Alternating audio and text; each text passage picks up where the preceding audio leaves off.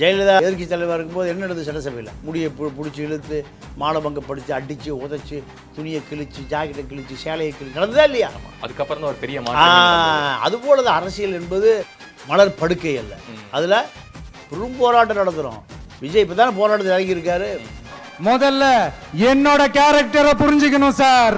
Line squash அசல் பழங்களில் இருந்து தயாரிக்கப்பட்ட ரியல் ஸ்குவாஷ் ஃபுல்லா ஜோரா. V for victory. தொகுதி வர தொகுதியில் என்ன ஜெயிச்சிடலாம். வியாசர் படின்னு சொன்னாங்க. ஆமாம் ஆமாம், அதான் அந்த வி வர்ற தொகுதியை பார்க்குறாரு. எதிர்காலம் வரும், என் கடமை வரும், இந்த கூட்டத்தின் ஆட்டத்தை ஒழிப்பேன். அதிமுக ஆட்சிக்கு வருவதற்கு அசுர பலத்தோட போராடிட்டு இருக்காங்க. திமுக ஆட்சியை தக்க வைப்பதற்கு அசுர பலத்தோட போராடி. அப்ப இரண்டு பேருக்கு நடுவுல விஜய் ஆட்சிக்கு போகணும், நேரடியாக முதலமைச்சர் நாற்காலிக்கு போகணுங்கிறார். சென்ட் ஜார்ஜ் கோட்டையில டிவிக்கு ஆளும் கட்சியா எழும். 6.5 கோடி பேர்ல 14% ஏறக்குறைய 90 லட்சம் பேர் வந்துட்டாலே விஜய் ஜெயிச்சார். தாழ்த்தப்பட்டவர்கள் இளைஞர்கள் தான் இன்னைக்கு விஜய்க்கு பெரிய ஆதரவாளராக இருக்கு. எங்கே குடி பிறக்குதுன்னா காலனிகள்லையும் சேரிகள்லையும் ஒடுக்கப்பட்ட மக்கள் வாழுகிற பகுதிகளில் தான் விஜய் கொடி பறக்குது. ஏன் அவன் திமுக அதிமுக போகவே முடியாது. விஜயை பொறுத்த வரைக்கும் இந்த தேர்தலில் தன்னுடைய வாக்கு சதவீதம் எத்தனை சதவீதம் நிரூபிச்சிட்டார்னா அங்கிருந்து அரசியல் ஆரம்பிக்கும். மக்களோட ஒரே பிரதிநிதி நாம மட்டும்தான். இப்போ திமுக அதிமுக ரெண்டு பேரும் திமுக யார் வேட்பாளர் அதிமுக யார் வேட்பாளர்னு பார்க்கல. நம்ம தொகுதியில் யாரா தாவேக்கால யார் நிற்க போகிறான், அவனை எப்படி தூக்குறது, யார் அரசியலுக்கு வந்தாலும் இப்படி கொந்தளிக்கிறது தான் அவங்களுடைய வேலையை. விஜயை பொறுத்த வரைக்கும் இந்த தேர்தல் அவருக்கு ஒரு நெருப்பாற்றில் நீந்தி கரையேற வேண்டியது. திமுக அதிமுக ரெண்டு பேரும் ஓட்டுக்கு 2000 ரூபா சாதாரண கொடுப்போம். 2 லட்சம் பேர் எவ்வளவு ஏறக்குறைய பல கோடிகளை இறக்க தயார். இப்போ விஜயுடைய வேட்பாளர்லாம் இப்படி கோடியெல்லாம் வச்சுட்டு எலெக்ஷன் வர்றாங்களா? மாற்றி மாற்றி ஓட்டு போட்டு ஏமாந்து அவங்க நம்மளுடைய இந்த தமிழக வெற்றி கழகத்தை இந்த விஜய் கூட நிப்பான்னு நம்புறாங்க.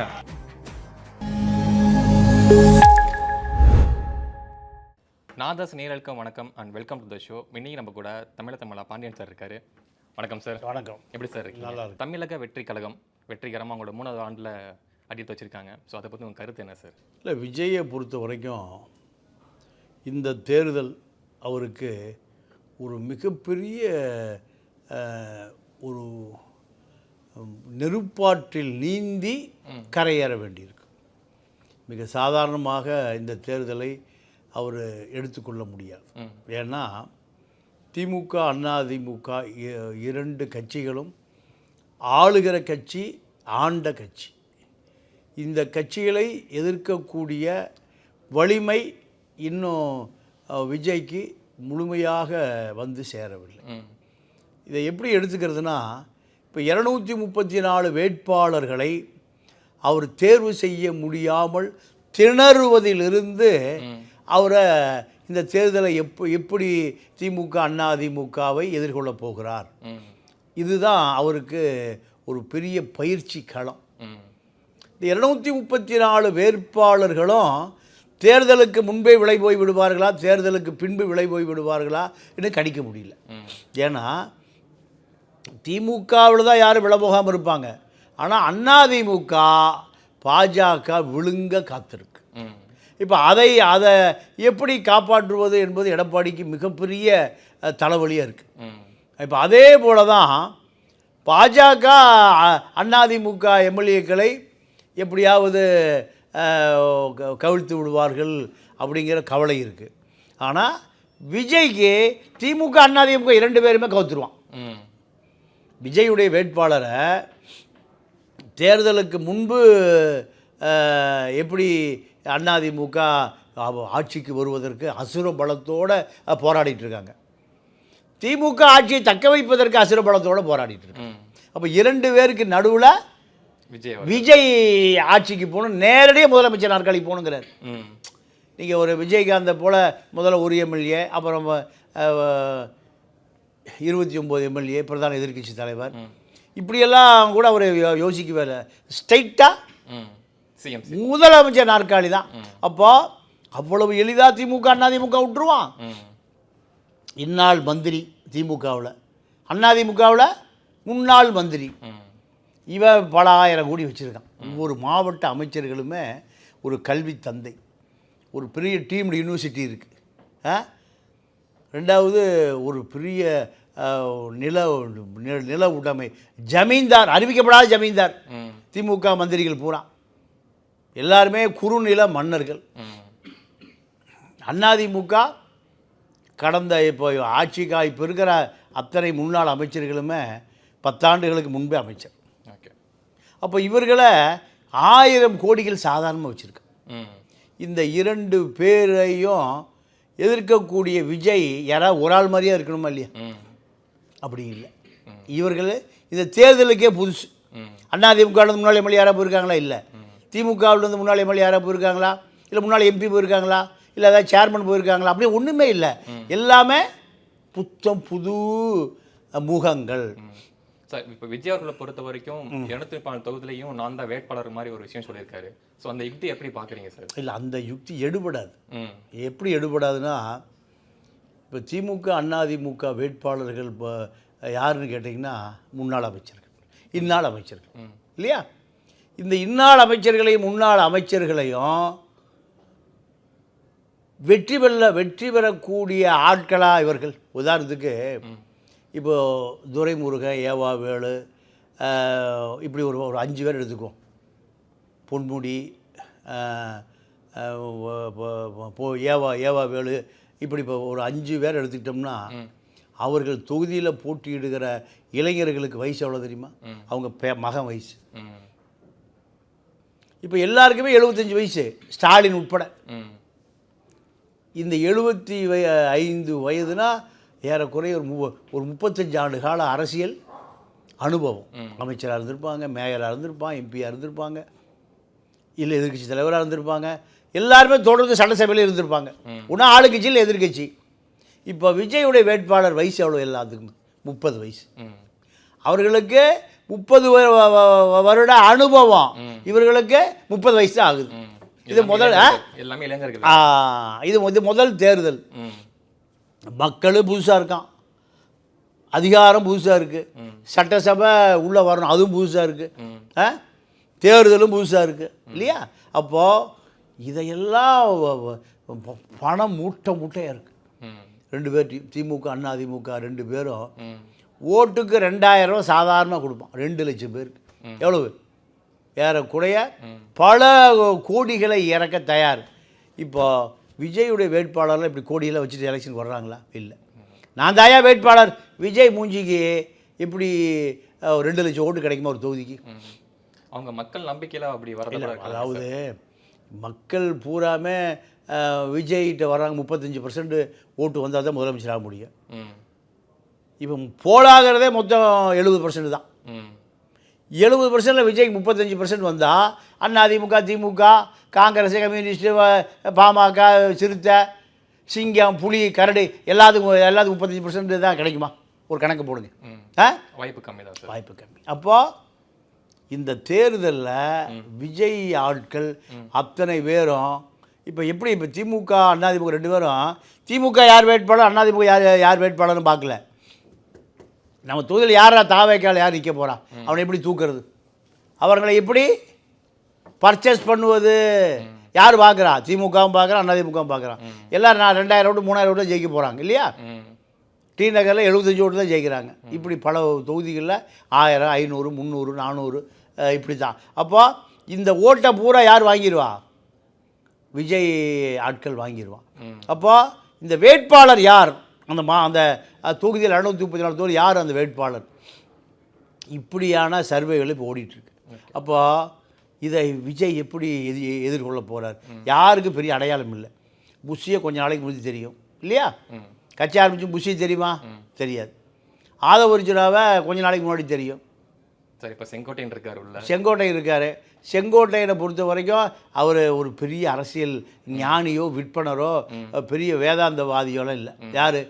செங்கோட்டையன். ஆனால் எல்லாரும் நிறையா அனுபவம் இருக்குது, எம்ஜிஆர் கூட இருந்திருக்காங்கன்னு சொல்கிறாங்க. இல்லை, எம்ஜிஆர் கூட 234 எம்எல்ஏக்கள் இருந்தாங்க. 2 பீரியடில் 500 பேர் இருந்தாங்க. 500 பேரில் ஒரு ஆள் செங்கோட்டையன், அவ்வளோதான். 500 பேரில் ஒரு ஆள் செங்கோட்டையன். முன்னணி தலைவர்லாம் சொல்ல முடியாது. எம்ஜிஆரோட போய் உட்காந்து கால்மே காலை போட்டு அரசியல் பேசி ஆர்கியூன் பண்ண ஆளெல்லாம் செங்கோட்டையன் கிடையாது. ஒரு ஓரமாக எப்படி இருப்பார், பம்மிட்டு உட்காந்துருப்பார். ஜெயலலிதாட்ட வாயை பொத்திட்டு இப்படி குனிஞ்சு இப்படி போய் சி மாதிரி ஆயிடுவார். இவர் என்னத்தை வியூக வகுப்பாளர், ஒன்றுமே தெரியாது. இன்றைக்கி இருக்கிற ஜான் ஆரோக்கியசாமியை தனக்கு உலகத்தில் இருக்கிற எல்லா ஆப்பிள் கம்பெனிலேருந்து கொக்கோ கோலா கம்பெனி வரைக்கும் எல்லாத்துக்கும் நான் தான் ட்ரெண்டிங், நான் தான் அந்த பேட்டர்னே, நான் தான் விளம்பரமே, நான் தான் விஜயுடைய விளம்பரம். கொக்கா கோலா ப்ரௌன் கலர்டா, என் அக்கா பொண்ணு அதே கலர்டா, இதெல்லாம் நான் தான் சொல்லி கொடுத்தேன் விஜய்க்கு. யார் சொல்கிறா?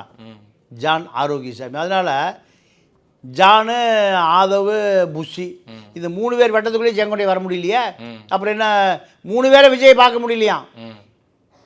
ஆலோசனை சொல்லுவதற்கு இந்த 3 பேர் பார்க்க முடியல, 3 பேர் தான் பார்க்குறாங்க. இதை தாண்டி எப்படி செங்கோட்டை வருவார்? அப்போது செங்கோட்டையனை பொறுத்தவரை கோபியில் ஜெயிக்க முடியுமாங்கிறது சந்தேகம்.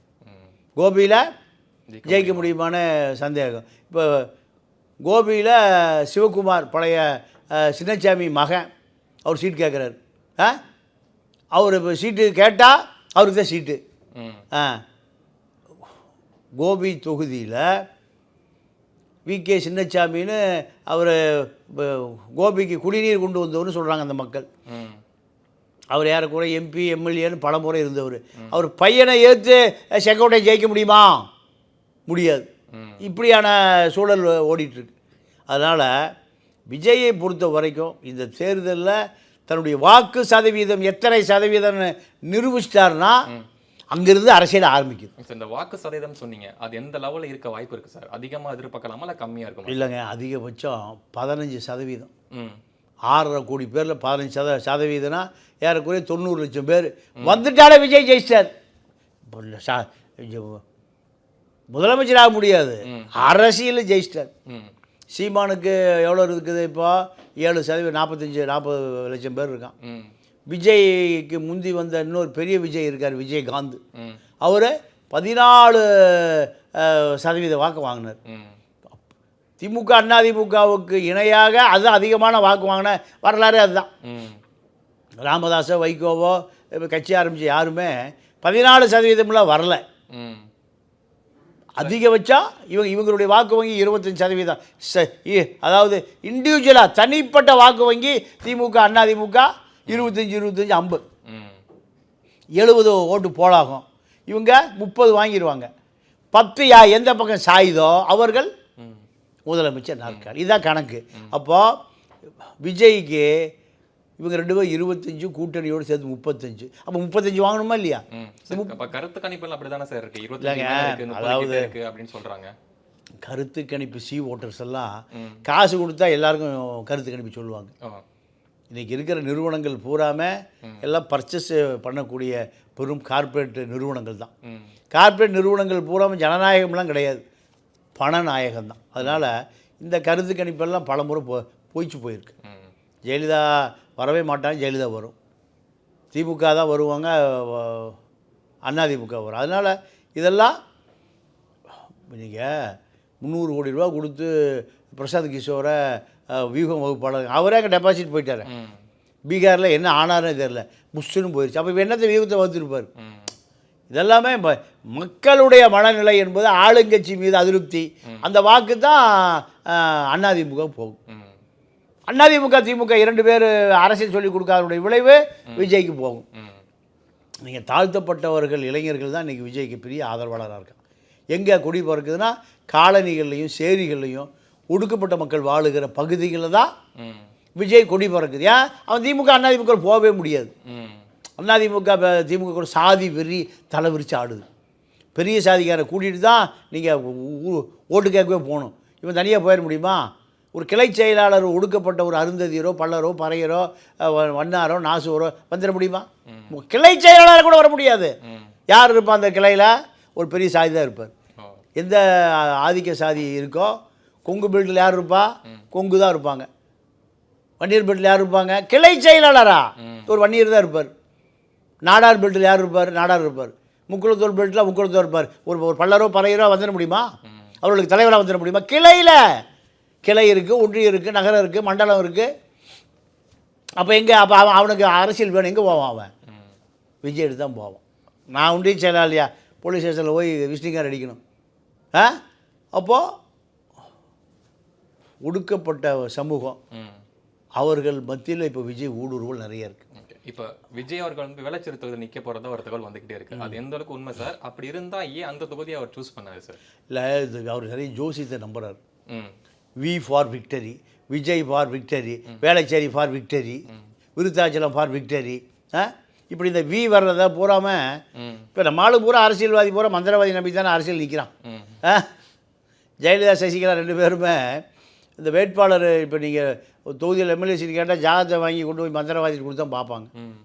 அந்த லிஸ்ட் எடுத்துகிட்டு எல்லாத்தையும் கவரில் போட்டு ஒவ்வொரு கோயிலாக கொண்டு போய் வச்சு அப்படி மக்களை தான் ஓட்டு போட கடவுளாக ஜெயிக்க வைப்பான். கடவுளாக கள்ள ஓட்டு போடுவார். அப்போது இந்த மூட நம்பிக்கையில் அவரும் இருக்கார். அதனால் வி ஃபார் விக்டரி, வி தொகுதி வர தொகுதியில் என்ன ஜெயிச்சிடலாம். வியாசர்படின்னு சொன்னாங்க. ஆமாம் சொன்னாங்க. ஆமாம், அதான் அந்த வி வர்ற தொகுதியை பார்க்குறாரு. அது எந்த அளவுக்கு அவர் சாத்தியங்கிறது தேர்தல் அறிவிக்கிற பொழுது அவருடைய ஒரிஜினல் முகம் தெரியும். இந்த ஜாதகம் தவிர்த்து வேற ஏதாவது காரணம் இருக்க முடியுமா சார்? இல்லை, ஜாதகம். அவர் கழுத்துக்குள்ளே போகிற நிறைய மாலை போட்டிருக்கார். நீங்கள் கோவாவில் போய் பெரிய யாகம் வளர்த்துனார். இப்போ ராகன் பண்டிட்னு ஊத்துக்குழி கிழிஜோசியர் அவர் ஜெயலலிதாவை ஏமாற்றிட்டு டெல்லி போய் அப்புறம் டெல்லியிலேருந்து மலேசியா போய் கிழிச்சிட்டு அவர் ஒரு மோசடி பேர்வழி. இப்போ அவர் தான் ராகன் பண்டிட் தான் இப்போ அவருக்கு ஆலோசகர். பல பேர் இப்போ அத்தனையும் ஆன்மீகத்தை தான் அதிகமான நம்பிக்கை. சினிமாக்காரன் பூராமே ஆன்மீக நம்பிக்கை தான். அது இவரும் இந்த விதி விலக்கு இல்லை. விஜய் அவர்கள் பேச்சில் நாளுக்கு நாள் கொஞ்சம் மாற்றங்கள் தெரிஞ்சிட்டே வருது. இப்போ சமீபத்தில் இப்போ நடந்த ஆண்டு விழாவிலையும் நல்லா பேசியிருந்தார். ஸோ அந்த மாற்றத்தை எப்படி பார்க்குறீங்க சார்? இல்லைங்க, இது எல்லாருக்குமே உள்ளது தான். அரசியலுக்கு வரும்போது ஜெயலலிதாவை இப்படி தான் பேசுகிறாங்க. அப்புறம் அடுத்த கூட்டம் 10 கூட்டம் எம்ஜிஆர் இப்படி தான் பேசுகிறாரு, கருணாநிதி அப்படி தான் பேசுகிறாரு. இது அரசியல் எடுத்தோடனே எல்லோரும் அரசியல்வாதி வேஷம் போட முடியாது. இது கொஞ்சம் கொஞ்சமாக நீங்கள் பக்குவப்படுகிற பொழுது அந்த பேச்சில் பக்குவம் இருக்கும். இன்னொரு வருஷம் கழிச்சு பாருங்கள், கேஷுவலாக பேசுவார். எடப்பாடி அப்படி தானே அரசியலுக்கு வந்தார். அரசியல் என்பது எடுத்தோடனே ஸ்கோரெலாம் போட முடியாது. கொஞ்சம் கொஞ்சமாக தான் நகர முடியும். அண்ணா தான் சொல்லுவார், நாங்களெல்லாம் முதலமைச்சர் நாற்காலிக்கு ஈஸியாலாம் வந்து உட்கார்ந்துடல. வண்ண வண்ண பூக்கள் பூத்து குலுங்கி எங்களை எல்லாம் நறுமணத்தோடு மேலேருந்து பூத்தூவியெல்லாம் இந்த சீட்டுக்கு வரல. அடிப்பட்டு உதப்பட்டு சிறைப்பட்டு சோடா பாட்டில் வீச்சு. ஜெயலலிதா எதிர்க்கட்சி தலைவராக இருக்கும்போது என்ன நடந்தது? சட்டசபையில் முடியை பிடிச்சி இழுத்து மாலபங்கப்படுத்தி அடித்து உதைச்சி துணியை கிழிச்சு ஜாக்கெட்டை கிழிச்சு சேலையை கிழிச்சு நடந்ததா இல்லையா? அதுக்கப்புறம் தான் ஒரு பெரிய அதுபோல தான் அரசியல் என்பது அப்படியே பெரிய மலர் படுக்கை அல்ல. அதில் பெரும் போராட்டம் நடத்துகிறோம். விஜய் இப்போ தானே போராட்டத்தில் இறங்கியிருக்காரு. 41 பேர் மரணத்தில் அவர் டெல்லியில் என்ன நடந்தது விசாரணையில் அவர் அப்படியே விரக்தியாக ஏண்டா அந்த அரசியலுக்கு வந்தோம், இப்படியே விசாரணை முடிஞ்சு திகாரம் அடைச்சிடுவானு போல் இருக்க, இப்படியெல்லாம் அவர் யோசிச்சார். அதுதான் அரசியல். இந்த அரசியலை இன்னும் விஜய் நீங்கள் மாசை தூங்க தான் சொல்லுவார், கற்றுக்கொண்டே போராட வேண்டும், போராடிக்கொண்டே கற்றுக்கொள்ள வேண்டும். அதுதான் அரசியல். ஆனால் அந்த சிபிஐ விசாரணை கொஸ்டின் எல்லாமே ஒரு வெளியே வந்த விஷயங்கள் எல்லாமே அந்தளவுக்கு உண்மை கிடையாது, போய் தான் அது ஒரு சீக்கிரம் வெளியே வராதுன்னு சொன்னாங்க சார். அது எந்த அளவுக்கு உண்மை சார்? இல்லைங்க, அதாவது இராணுவ ரகசியமே வெளியே வந்துடுது. அமெரிக்க பென்டகன் தரைக்கு கீழே 30 மாடி கட்டி வச்சுருக்கான். தரைக்கு எத்தனை குண்டை போட்டாலும் மேலே தான் கீழே போகாது. அங்கே நடக்கிற ரகசியமே வெளியே வருது. உலக நாடுகள்லேருந்து அமெரிக்க தூதரகத்திலேருந்து அனுப்புகிற ரகசிய மெயிலை பூரா ஜூலியர் அசாஞ்சே எல்லாத்தையும் விட்டு கேட்டு உலகம் முறை சொன்னானா? அப்போ அமெரிக்க வல்லவனுக்கு வல்லவன் வையகத்திலும் உண்டு. அமெரிக்கா ரகசியமாக செய்கிற வேலையை ஒரு சாதாரண ஒரு நபர் அடித்து எல்லாத்தையும் எடுத்து தெருவில் விட்டுட்டு போயிட்டான். போனாலும் போடலையா? அப்போது சிபிஐயில் என்ன விசாரித்தாங்கிறது அடுத்த நாளே தெரிஞ்சு போயிடுது. சார், இந்த தகவல் கொடுத்தீங்க. உரைக்கு நன்றி. வணக்கம். நன்றி, வணக்கம்.